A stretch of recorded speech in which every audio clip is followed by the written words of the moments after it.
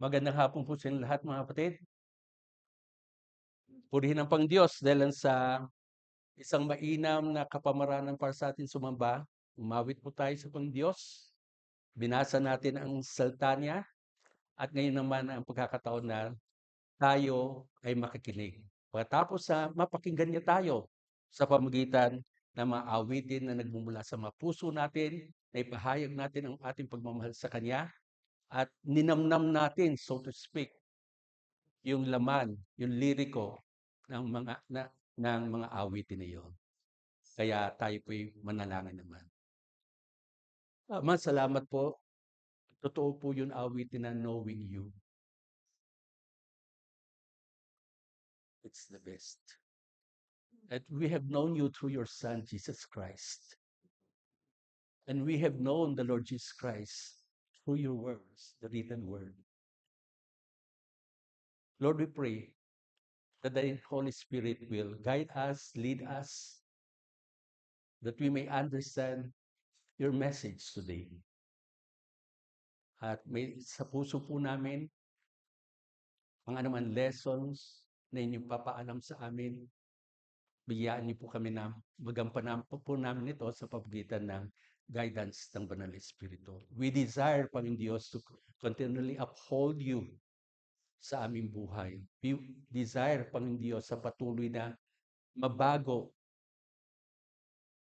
As we know, this sanctification as a process na magpapatuloy na magiging more like Christ kami to your glory.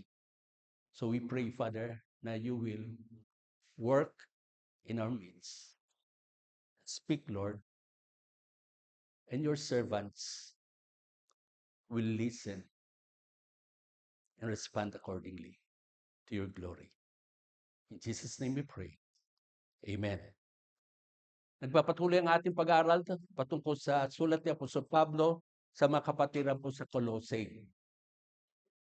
Doon sa ulang talata ng Kabanatang 2 ng Colossae, may sinabi doon si Apostol Pablo na sinasabi na sinusulatan ko kayo na mga nasa Colossae dito sa may Laodicea.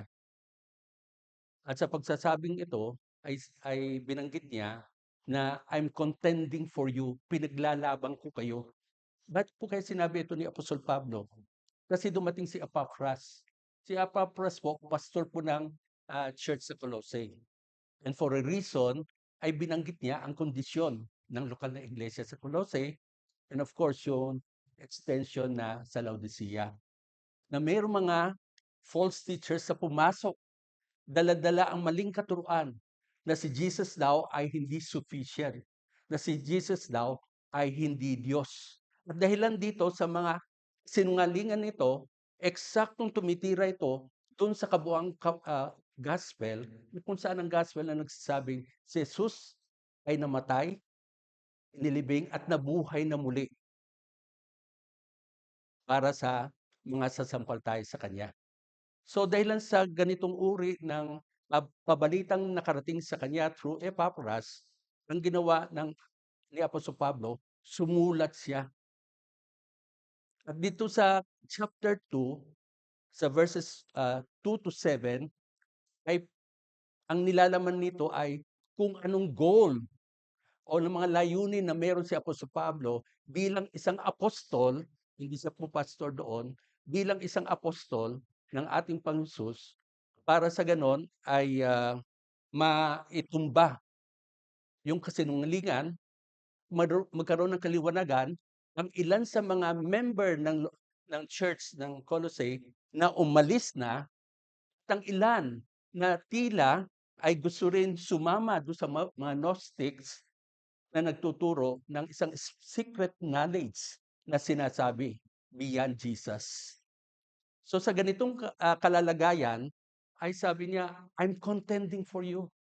I'm struggling for you. Dito ay makikita natin ang title po, Effective Ministerial Goals. Ano po ba ang goals ni Apostol Pablo para sa mga kapatiran na ito? Na andyan, yung iba ay umalis, hopefully ay makarating rin sa kanilang sulat. Ang iba ay natetempt na sumama doon sa maling daan. So dito sa mga sumusunod na talata ay makikita natin yung tungkol sa mga goals niya, layunin. So ako'y nakikipagsalita sa inyo ngayon, kayo na mga kapwa sa team ng pastoral, kayo na mga elders, deacons, and deaconesses, kayo na mga SG leaders, at lahat, bawat isa sa inyo, kasama ako, ano po ba dapat ang maging goal natin sa ating pansariling paglago sa Kristiyano? Ano bang goal natin kapag kayo'y mga SG leaders para dun sa mga nasa grupo ninyo, kung ano naman goal naming mga pastor na makita kayo na lumago sa pananampalataya. Pare-pareho lahat 'yan at ito'y para sa bawat isa sa atin. Okay. So, the first goal is this. Sa Colossians chapter 2 verse 2, the first part of that verse, it says there, "My goal is that they may be encouraged in heart." Ano ba nangyari? Bakit gano'n ang goal niya para sa mga kapatiran doon sa Laodicea pati Colossae? Because they were discouraged. Alam niyo po ba kung ano magagawa ng isang dyablo, ang kaaway ng Diyos, the arch-enemy of God, sa isang Kristiyanong discouraged? Marami siyang magagawa. Kung makakaya niyang itumba ang isang mananampalataya, at kung puwedeng ilagay pa niya sa isang hole upang sa gano'n ay hindi mahirapan siyang lumabas, gagawin niya 'yon. Bakit? Because he's against Christ, he's against God, he's against the gospel. At dito ay makikita po natin, si Nehemiah alam po niya ang sitwasyon ng ganyan. Ang goal dapat ay to have a heart and mind firmly established. Hindi natitinag, hindi nadadala ng anumang maling turo, at merong matatag ang kanyang pinatatayuan. Yan po ang ninanais ng bawat leader sa bawat mga kaluluwang naipagkatiwala sa kanya. Tayo mismo, kailangan po natin i-desire ito bilang individual ng mga mananampalataya, that my heart and my mind will be firmly established. Sabi po ni Nehemiah, "Go and enjoy choice food and sweet drinks, and send some to those who have nothing prepared.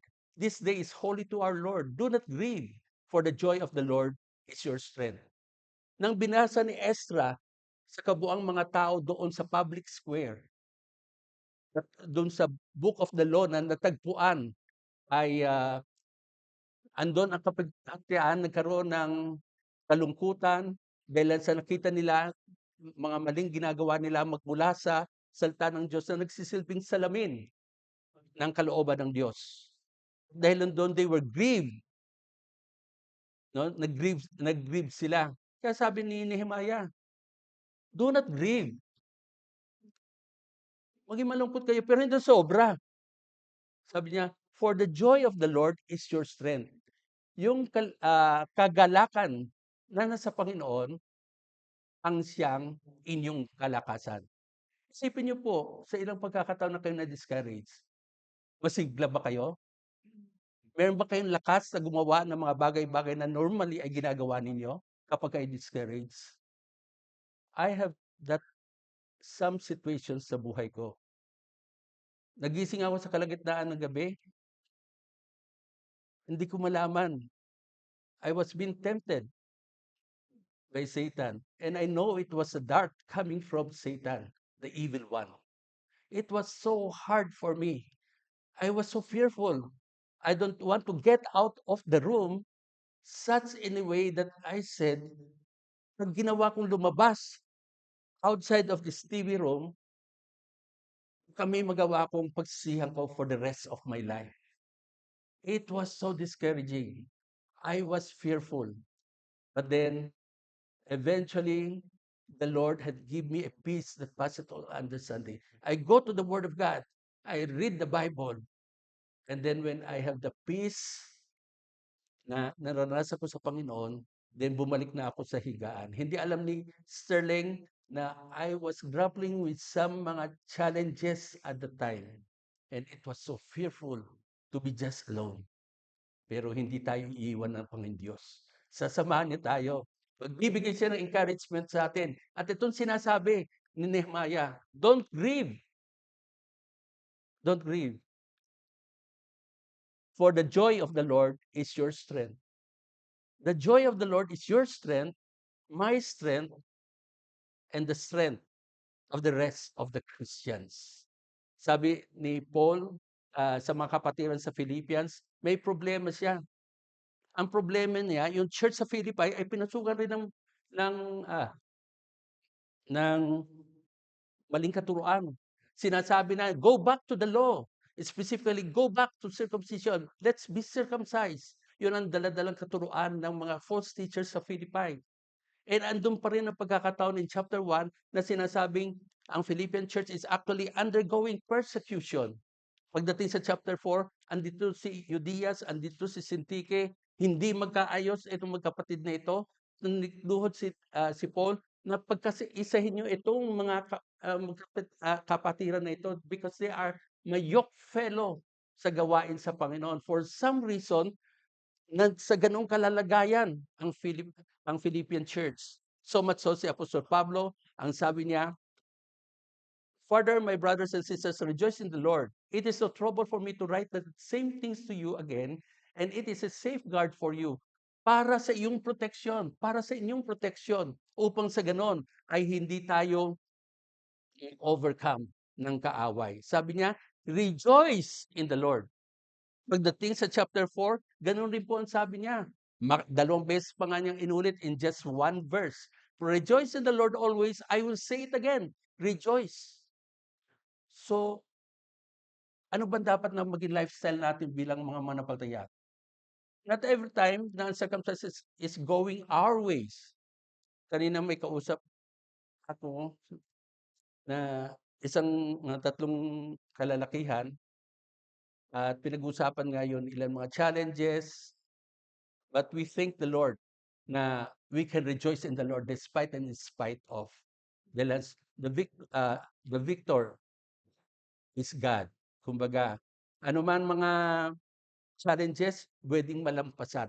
And with that, ang mindset natin would be, let's rejoice in the Lord. Even though we cannot rejoice in the circumstances for one reason or another, and yet we can rejoice in the Lord, and that will give us a strength to be able to overcome, to be able to face the challenge, to be able to still stand despite of the attacks ng kaaway. Sabi sa Jeremiah 17:9, the heart is deceitful above all things and beyond cure. Who can understand it? Ganun daw ang uri ng puso meron ang bawat isang tao na hindi pa nabago sa pamamagitan ng kapangyarihan ng Espiritu ng Diyos. Heart is deceitful above all things. Beyond cure. Imposibleng mabago. But of course, with the Spirit of God, pwedeng baguhin ng Diyos ang puso ng ninuman na magsasubmit sa kalooban ng Diyos. At dito ay makikita natin ang heart and mind. Ito ay dalawang termino na makikita natin sa Biblia na kung saan ginagamit ito interchangeably, no? Ang heart at ang mind. So much so, sabi sa Psalm 41, the fool says in his heart, there is no God. Yun ang sabi ng kanyang isip, yun rin ang sabi ng kanyang puso. So makikita natin po na kapag ang isang tao ay dampened, discouraged, kahit na anong pwedeng mangyari sa kanya. With that, ang kinakailangan natin, let's not allow emotions to take the better of us. But rather, our mind should control our emotions as long as our mind is geared into the word of the Lord. At yun ang gustong sabihin ni Apostol Pablo sa Colossae at sa atin. False teaching pumasok, naapektuhan ang ilan, umalis ang ilan, at ang ilan ay may intensyon na umalis at almost ma-overtake sila ng kaaway. But if they have the joy of the Lord, that would have been solved. But of course, there are some other things na bahagi ng goal ni Apostol Pablo na makita niya ito sa mga mananampalataya na sa susunod na pagkakataon na meron pang darating ay handa po sila. So, anong pamamaraan to have a heart that is established, a mind that is established? Consistent study of Scripture. Hindi mo may pagpapalit ang salita ng Diyos na ating babasahin, na ating i-meditate kasi ito yung salita ng Diyos. Ito isa sa mga kapamaranan upang tayo tumibay sa pananampalataya, upang ang ating mind ay ma-focus sa tama na kapahayagan ng salita ng Diyos. Dito makikita natin sa Romans 12:2, sabi ni Apostol Pablo, huwag kang makonforme doon sa pattern ng sanlibutan nito. But rather, mabago tayo sa pamagitan ng pagbabago ng ating mga kaisipan through the study, consistent study of the Word of God. Every challenge that may come, meron kang panghawakang salita ng Diyos. Na mapapanghawakan mo, ang salita ng Diyos, hindi salita ng tao. Ang salita ng tao napapako, ang salita ng Diyos hindi napapako. It is one thing that we have to understand. Kaya kinakailangan nating masigasig rin mag-aral ng salita ng Diyos. Hindi lamang tayo nakikinig, kundi nag-aaral rin. Sabi dito, ang ikalawang pamamaraan, encouragement from fellow believers. Ibig sabihin, sa bawat isa sa atin na narito at sa kapatiran nating at the moment hindi natin kasama, tayo ang nagpapalakasan sa isa't isa. Ginagamit tayo ng Panginoon Diyos. Hindi nyo alam sa inyong mga pastor na nilapitan nyo ay maaaring na-encourage ang inyong pastor nang hindi nyo nalalaman. And vice versa. Sabi dito, I long to see you that I may impart to you some spiritual gift to make you strong. That is that you and I may be mutually encouraged by each other's faith. Sabi niya dito, gusto kong makita kayo. Gustong-gusto kong makita kayo para ma-impart ko sa inyo ang spiritual gift, some spiritual gift. Sabi ni John Stott, pati ni F.F. Bruce, itong spiritual gift na ito, it's not about the charismatic gifts, but rather, yung book of the Bible, book of Romans. Yung kumbaga yung aklat, yung mga katotohanan na nakasaad doon sa sulat ni Apostol Pablo, nang siya'y kinakasihan, in-inspire ng Panginoon Diyos, at naisulat niya ang kapahayagan ng book of Romans, yun ang gusto niyang ibigay. At ito'y naibigay niya sa pamamagitan ng liham. Upang sa ganon, ay mutually ma-encouraged by each other's faith. Kailangan niyo ng tulong sa pananampalataya. No one is a lone ranger. Wala. Sa pananampalataya, malakas ka dahil sa Panginoon, pero ang Panginoon gumagamit ng mga tao. Mga kapatiran, about sa atin. Sa time na low ka, andyan ang Panginoon. Sa time na low ako, andyan ang Panginoon. But hindi natin sinasabi wala ang Panginoon sa ilang mga pagkakataon, pero sinasabi niyang ginagamit niya tayo. Hindi ho ba maganda ng ating mga bibig, ang ating mga salita ay nakakatulong sa mga kapatiran natin without knowing it anyway? I would tell you, mahalaga po ang encouragement coming from fellow believers. Sabi ni Timothy, recalling your tears, I long to see you. Gusto ko kitang makita. Sa ikalawang beses na missionary trip ni Paul ay sa pag-uwi niya, si Paul ay kasama na niya sa ministry itong si Timothy. So that I may be filled with joy. Sa ilang mga araw na lang o isang buwan after this, meron tayong lang mga kapatiran na due for vacation. Mamimiss natin sila, but they will be giving joy sa mga mahal nila sa buhay back in the Philippines. But looking forward, gusto rin natin na makita muli sila kalooban ng Panginoon Diyos. It brings encouragement. Dito po, ikatlo would be renewing the mind by eliminating negative thoughts. Mga isipan na hindi umaayon sa salita ng Diyos. Mga kaunawaan na hindi umaayon sa kapahayagan ng ating Panginoon Hesus. Yang mga bagay na yan, hindi natin i-welcome yan. Yang bagay na yan, hindi natin bubuksan pinto ng ating buhay upang halik kayo, pumasok kayo. Lulusubin kayo niyan. Ang magdadala niyan, walang iba kundi ang diablo. Ang kinakailangan natin, ang mind natin should repulse, no? Yung mga kaunawaang hindi tama, mga kaunawaan na lumalabag sa salita ng Diyos. Sabi dito sa verse 5, we demolish arguments and every pretension that sets itself up against the knowledge of God, and we take captive every thought to make it obedient Christ. Ginagawa natin, kumbaga mga kaaway natin ito, kaaway ng buhay spiritual natin ito, hindi makakatulong sa ating spiritual health. So ang dapat natin gawin, i-resist yan. Huwag natin tanggapin. They don't have a last say sa atin. Ang salita ng Diyos ang last say sa atin. And that, ang sinasabi ni Apostol Pablo, yung mga kaisipan na laban sa Diyos, ay papasurrenderin natin yan to make it obedient to Christ. Kumbaga, sa kaaway, figuratively speaking. We don't allow them. No? Kaya nga, ang Biblia ay naglalaman ng maraming encouraging verses to encourage us when we are down. Because when we are down, that will be the time that Satan will have the heyday, his heyday.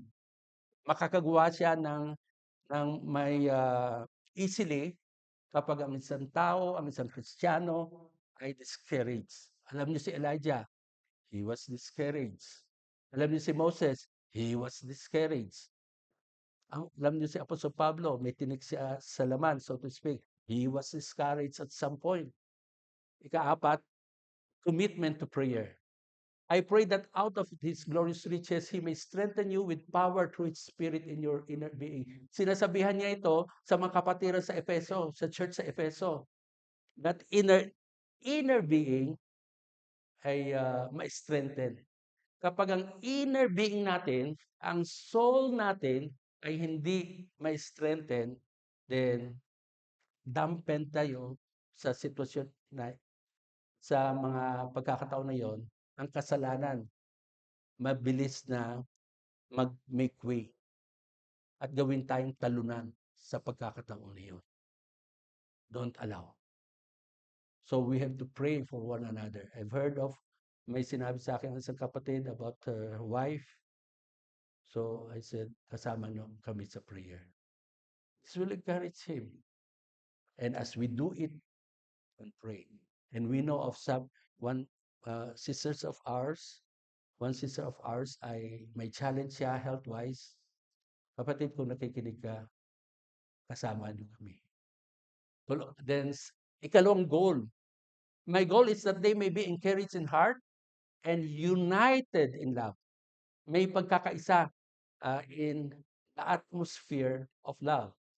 This is second goal, to be united in love. Para sa mga inaalagaan niya, para kay Apostol Pablo rin, ay ganun rin ang nais niya para nag-goal niya personally, to be united in love with the brethren. Sabi dito ni Jesus sa kanyang prayer, my prayer is not for them alone, yung mga apostles. I pray also for those who will believe in me through their message, yung mga message sa apostol, mga magiging believers, that all of them may be one, magkakaisa.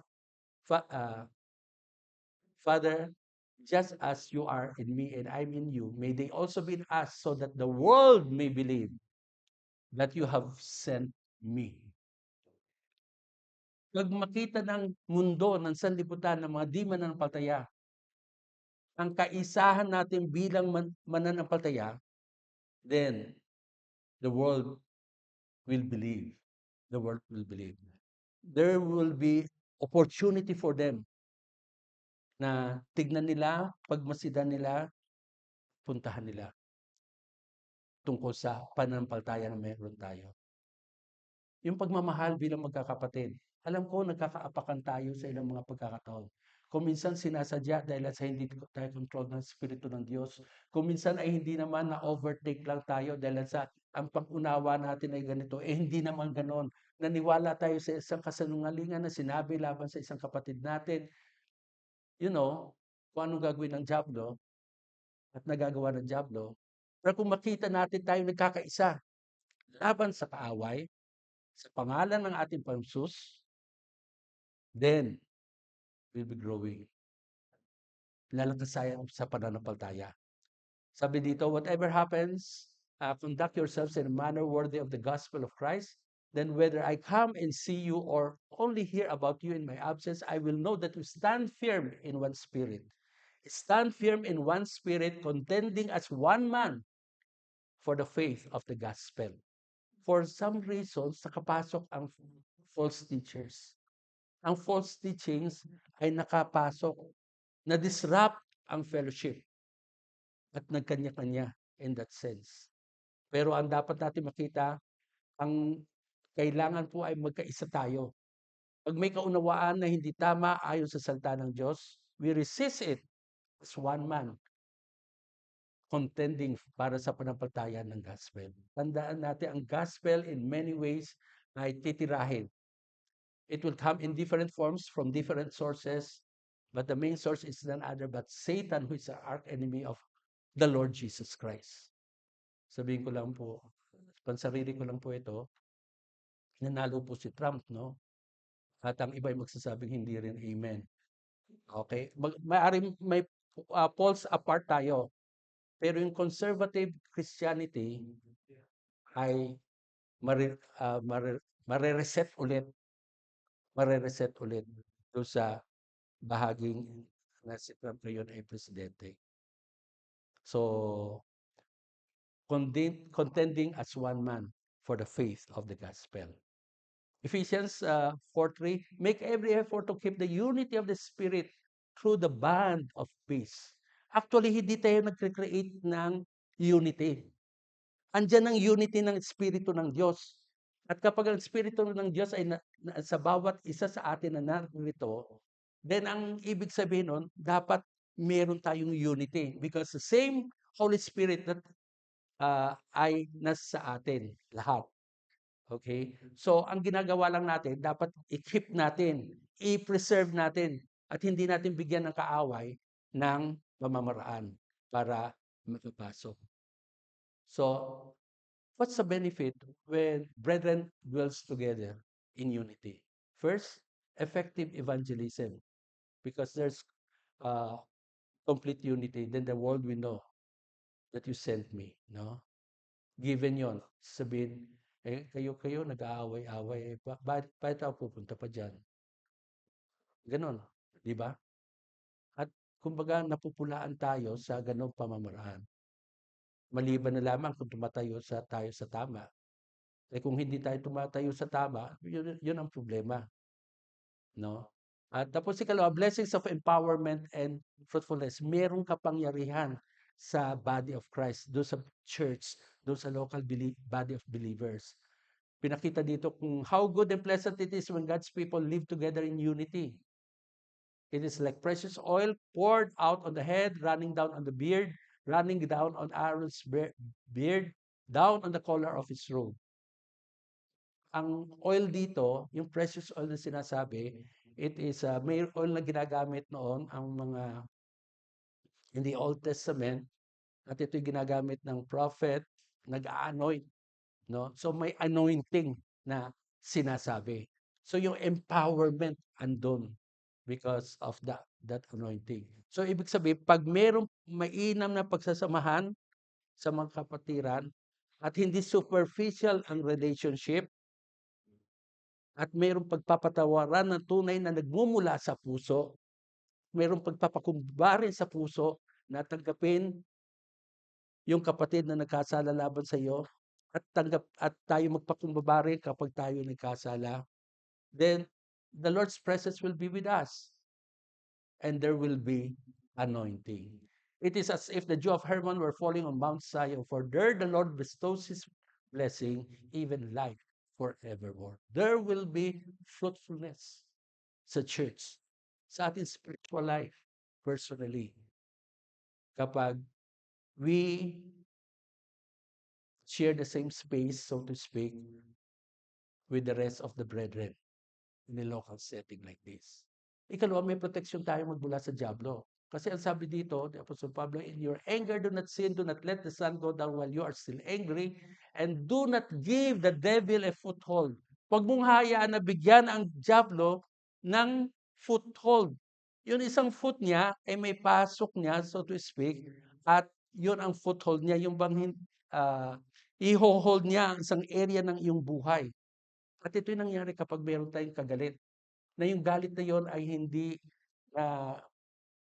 papatawan o napapahupa ng pagpapatawad, pagpapakumbaba sa isa. Do not give the devil a foothold.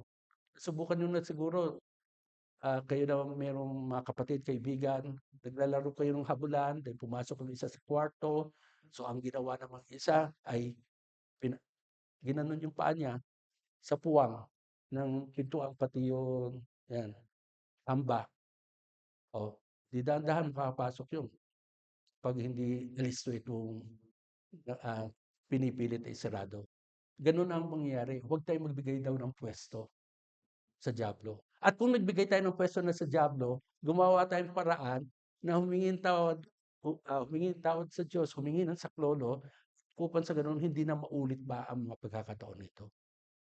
Mag-iingat tayo mga kapatid sa mga pagkakataon ng diablo ay alisto. Sa mga pagkakataon ng diablo ay babalikan ka muli, katulad ng ginawa ng diablo na binalikan ulit ang ating Panginoon Hesus. Pero of course, ang Diyos, ang Panginoon Hesus, always obedient sa Diyos Ama. And He, of course, had won over or is victorious sa bundok ng Kalbaryo. Okay? Now, ikatlong goal. My goal is that they may be encouraged in heart and united in love so that they may have the full riches of complete understanding, in order that they may know the mystery of God, namely Christ, in whom are hidden all the treasures of wisdom and knowledge. I tell you this, so that no one may deceive you by fine-sounding arguments. The full riches of complete understanding about Christ, of Christ, upang sa ganon ay walang makapandaya sa atin sa mga argumentong ginagamit nila laban sa ating kaunawaan patungkol kay Kristo na base sa salita ng Diyos. Kasi marami namang kaunawaan na sinasabi tungkol sa Panginoon Hesus. Pero saan nanggagaling yung mga kaunawaan na yon? Yun iba mga lies, yun iba hindi mga totoo. Pero yung salita ng Diyos, hindi naglalaman ng kasinungalingan. Kung anong sinasabi patungkol sa ating Panginoon Hesus, yan ang tama. And anything na mapakinggan natin na hindi umaayon, hindi nagpapasakop doon sa katotohanan sa salita ng Diyos, we reject it. We set it aside. Hindi tayo maniniwala. So, to grow in the knowledge of Christ. Kasi at the end of the day, ang kulto, alam niyo po, ang cult, kaya naging cult ang isang grupo because pagdating sa issue o kaunawaan patungkol kay Jesus, mali ang kaunawaan. Kulto ang tawag doon. Okay? Alam po natin may sinasabi tungkol sa isang nagpapanggap na siya anak ng Diyos. Okay? Pero marami pa rin naniniwala, nagtatanggol. Iba na ang mundo ngayon. Maraming kaguluhan. But at the end of the day, ang basihan natin sa salita ng Diyos. Kaya babalikan natin sa salita ng Diyos. We go back to the Word of God. Because the Word of God is the one that has ang gamit natin to compare it with the rest. Is it congruent with the Word of God? Or is it against the Word of God? Kung against the Word of God, hindi natin tatanggapin yon. Kaya let's grow, mga kapatid. Maraming pagkakataon na tayo lumago sa panampalataya. Diyan ang nag-worship tayo, bine-bless tayo ng Panginoon. Kapag tayo sumusunod sa kanyang kalooban, bine-bless tayo ng Panginoon. It's growth. 'Pag tayo nag-aaral ng salita ng Diyos, 'pag tayo nanalangin, ito yung mga pamamaraan upang tayo lumago sa pananampalataya. Natutuwa ako sa ilang mga kapatiran who really make ways upang makadalo sa mga ganitong pagtitipon ng worship service. Gumagawa sila ng kapamaraanan, nakikipag-usap sa kanilang superior, kung pupuwede lang ay bigay niyo sa akin itong oras na ito, puwede ko bang gawin itong break, during break dito po ako ta's babalik ulit ako upang magtrabaho. May mga gano'ng pagkakataon, magsalita lang kayo, tignan natin kung ano ibibigay ng Diyos at hindi ibibigay ng Diyos. Ang mahalaga, gusto niyo. Gusto niyong lumago sa pananampalataya. Ayaw niyong i-forsake yung mga ganitong uri ng mga pagkakataon kung pupuwede rin lamang gumagawa kayo ng mga kapamuranan. I've heard it sa ilang mga kabatiran and I'm happy. So that's growth. So sabi niya, yung tungkol sa knowledge of Christ. Ito sa 1 Timothy 3:16, it's a part of the hymn, no? Patungkol sa ating Panginoon Hesus. Okay, let's move. Sa Ephesians 4:14, upang sa gano'n hindi na tayo maging sanggol. Tossed to and fro, dala-dala, nadadala sa anuman agos. Napakinggan mo ba, maganda yung tinuturo mo, Hindi mo naman chine-check kung tama ito sa salita ng Diyos. Maganda, parang may argumento, parang tama. Ang parang tama, mali. Parang lang, Ang tama, tama. Ang mali, mali. Ang parang tama, mali. Ang parang mali, mali rin. Okay. So, yan. Kasi yung mga deceitful scheming, then we will no longer be infants tossed back and forth by the waves and blown here and there by every wind of teaching and by the cunning and craftiness of people in their deceitful scheming. To grow in the knowledge of Christ, sabi dito, every spirit that acknowledges that Jesus has come in the flesh is from God. Okay? Lahat daw na naniniwala si Jesus ay dumating in the flesh. Nagkatawang tao siya. Kaya pag ang katuruan hindi patungkol sa hindi nagkatawang tao kundi si Diyos lamang at hindi mali na 'yon. So tinuturo sa atin, nalalaman natin ang kaunawaan tungkol kay Kristo. At 'yan ang pinupuntiriya, siya ang central figure, siya ang central issue to which we have to be careful. So, how do we do it? Means 2 Timothy 3:16-17, all scripture is God-breathed, hiningahan ng Panginoon. Theopneustos, sabi.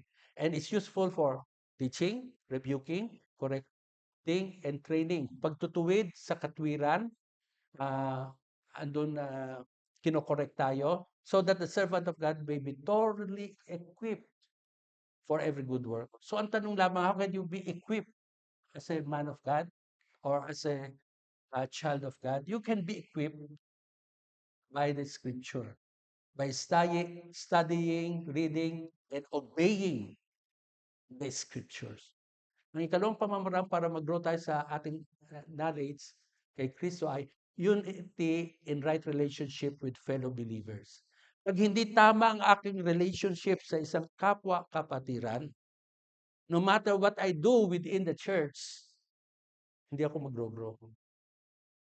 Until I settle my relationship with my kapatid, who is also kapatid sa pananampalataya, pag na-settle ko yon, magpatawaran kami sa isa't isa, magpakumbaba sa isa't isa, then makikita doon si Kristo. Di ba sinasabi naman na yung horizontal relationship niyo natin sa isa't isa may affect our vertical relationship in terms of fellowship. At pag ganun ang nangyari, it's a good example. Pag ganun ang nangyari, I know it takes time sa sa ilang mga pagkakataon, but I would believe that we have to forgive. Because at the end of the day, I know. And since I know also the effect of not forgiving. And that was part ng aking buhay nung hindi pa ako manapataya. For though I am absent from you in body, I am present with you in spirit and delight to see how disciplined you are and how firm your faith in Christ is. ang ikaapat na goal ay to live with discipline and commitment. Dito sa word na discipline,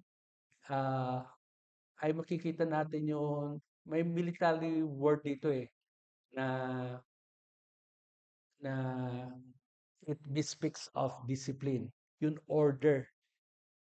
Sa mga nag-aaral ng military training o may military training during high school pati college, alam po natin na for us to be able to march well and be sa isang grupo, at magkasabay ang padyak, ay kinakailangan tignan natin dun sa unahan natin.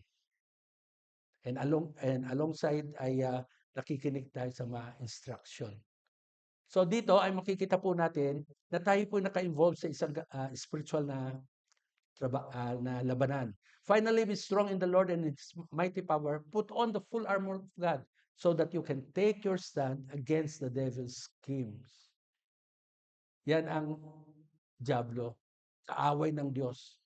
At ultimate purpose niya, kung hindi man tayo maagaw dahil sa may salvation na tayo kay Kristo, ang gagawin naman niya sa atin ay lulumpuhin na tayo upang hindi maging effective tayong sundalo, hindi tayo maging effective na disciple ni Kristo, at eventually ay madampen rin ang faith natin. Only because, buti na lang andyan ang biyaya ng Diyos. Binigay sa atin ng armas, isuot natin ng armas, isuot natin yung full armor of God, and live a disciplined life and a committed life sa ating Panginoon Diyos.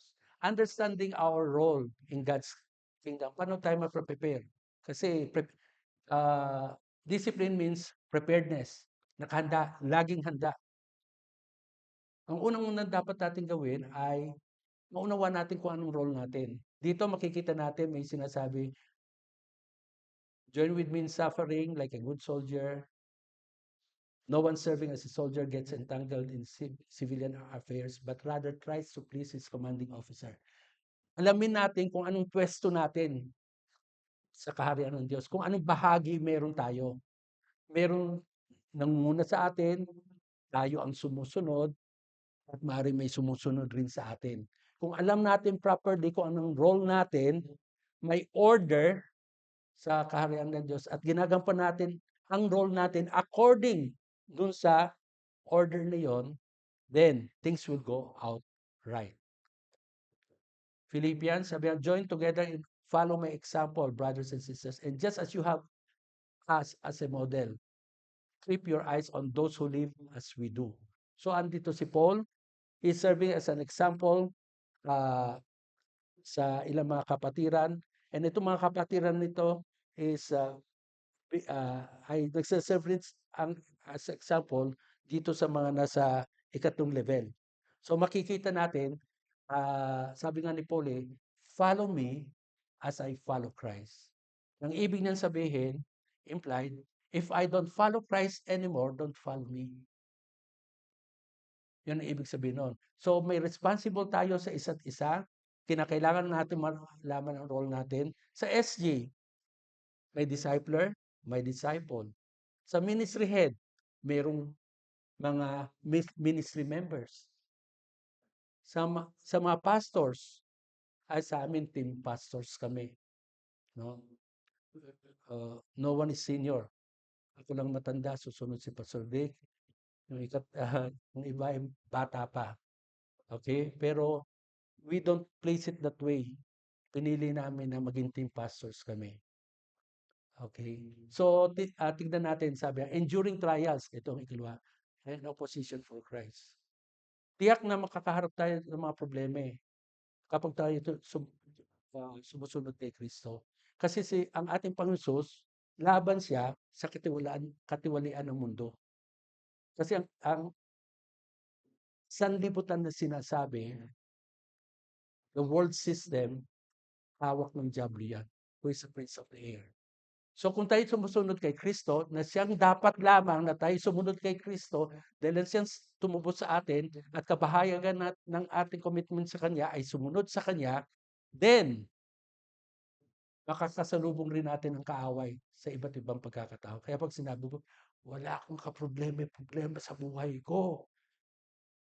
'No, pero hindi naman siya Kristiyano at, so kaya pala hindi niya namimit ang dyablo, eh, sumasabay rin siya sa sayaw ng dyablo, so to speak. Kaya hindi sila nagkakasalubong in opposite direction. Maraming pagkakataon, may mga pagkakataon ng sistema ng mundo na kakaharap natin, and at times we give in, tulungan at kahabagan tayo ng Panginoon Diyos and give us the grace. Then, preparedness to die for the church, to die for for others. John 15:13, greater love has no one than this, to lay down one's life for one's friends. Kapahayagan ng tunay na pagmamahal kung kinakailangan. Ginawa ito ng ating Panginoon sa atin.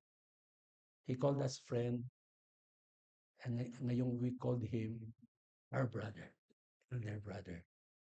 To remain rooted and continue in Christ. So then, just as you receive Jesus Christ as Lord, to remain rooted and continue in Christ. So, ito po yon. Ang isa sa mga goals, panghuling goal, so to speak, ni Apostol Pablo para sa mga kapatiran sa Laodicea, pati sa Colossae, panghuling goal sa pag-aaral natin ng mga pastor sa inyo bilang mga miyembro at sa mga kamanggagawang iba ng mga ministry heads at sa mga SG leaders, sa kanilang SG members, and it stops at ako bilang tagasunod ni Kristo kung anong na dapat tayo manatiling rooted and continue in Christ. So then just as you receive Christ. So ang idea dito, ang yung mga kapatiran dito, sabi niya mga kapatiran, no? Pero ngayon gusto ko lang ibalik dito, recognize and confirm your salvation. Alamin niyo muna kung save kayo. Minsan isang araw kung kayo ay gumawa ng isang desisyon na pagtanggap kay Kristo bilang Panginoon tagapagligtas, then you are saved. And with that, ang sinasabi, remain rooted in Christ and continue in Christ. So sabi dito kasi sa 2 Corinthians 13:5, examine yourselves to see whether you are in the faith. Test yourselves. Checkin nyo. Eh, pastor, kung sa na-test ko, hindi pala ako sa faith, alis na lang ako? Hindi, huwag kang umalis. Mag-decide ka. Decide for what is right. Kung you are not yet in the faith at kay churchgoer lang, you have to have a personal relationship with Christ. Okay? Examine yourselves. Yun rin ang sabi na, itong mga magmula sa Damasco, sa Jerusalem, sa Judea, at sa Gentiles, sa Jews pati mga Gentiles, pinangaral ko na sila'y magrepent at turn to God. Ipakita sa pamagitan ng pagsisisi, ang kanilang pagsisisi sa pamagitan ng gawa. Ipakita nyo ang totoo. Di ba? So, dito ay ang sabi, produce fruit in keeping with repentance, sabi ni John the Baptist. Ipakita nyo. At yun ay sa pamagitan na rin, nagproproduce tayong fruit. Sa totoo lang, ang banal na Espiritu ang nagproproduce ng fruit sa buhay natin. Yung bunga ng Espiritu. Pero inaalaw natin ang Espiritu na gumawa nito. Kasi pwede natin pigilan ang Espiritu ng Diyos. In one sense. Pag hindi tayo nagpa-control sa Espiritu ng Diyos, then that's saying, I don't want to have you in my life. No? At hindi tamang desisyon yun. Ang tamang desisyon, manggap tayo kay Kristo, then let Jesus reign. And as He reigns, let the Holy Spirit bear the fruit. Magbigay tayo ng pwesto, magbigay tayo ng space. Kumbaga, hindi pwesto, we give ourselves and let the Lord work in us.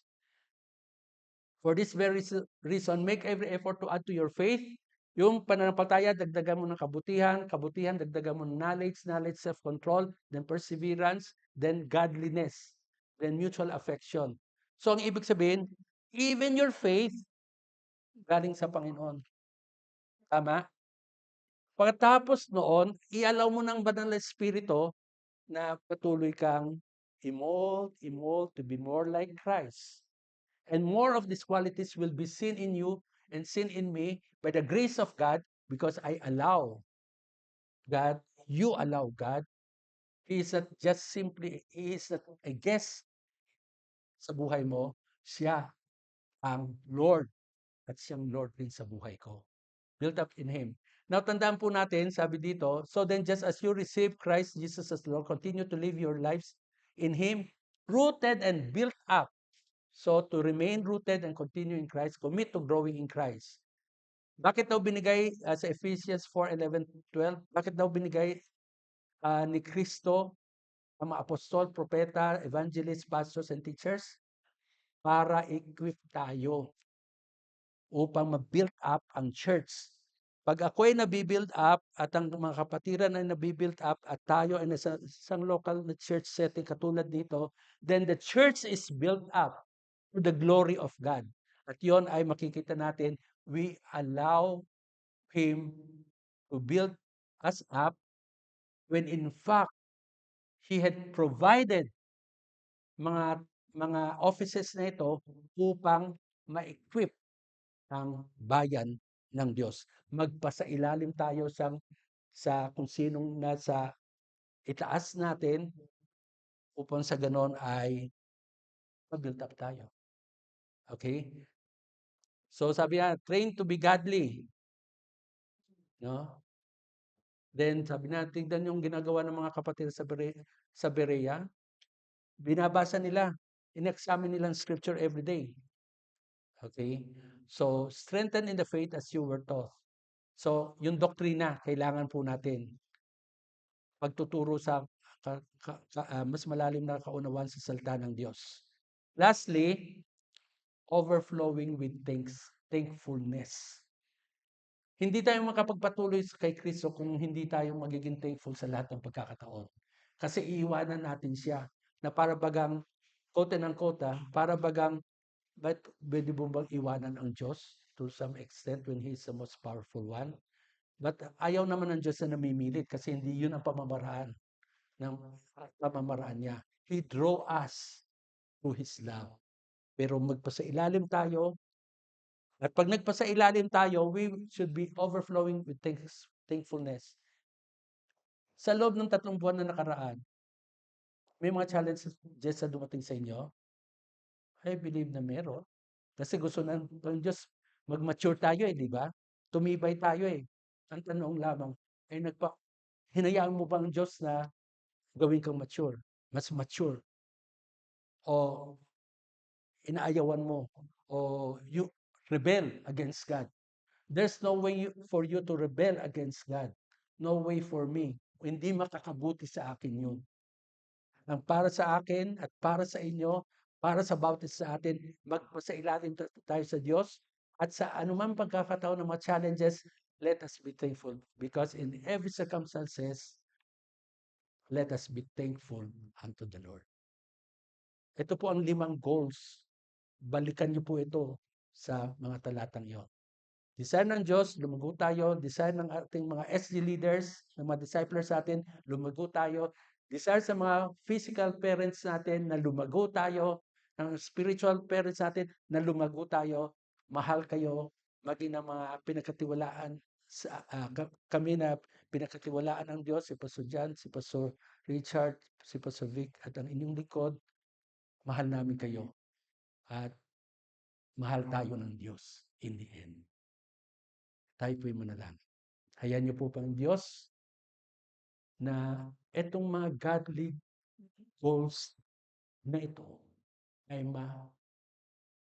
mailagay namin sa mga puso namin at ma-desire namin ito individually, personally, that we may grow in you and love you more and more.